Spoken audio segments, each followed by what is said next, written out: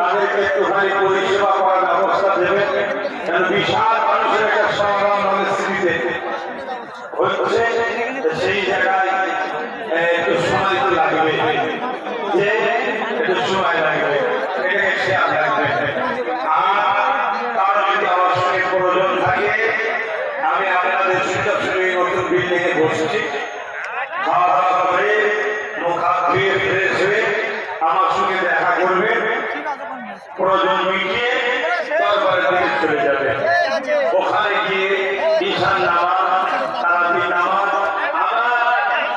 আমার ছোট ভাই, আপনাদের বীর ভাই নওশাদ সিদ্দিকী কথা বলে আসছে, সে আপনাদের জন্য বিরিয়ানি ব্যবস্থা করেছে আলহামদুলিল্লাহ।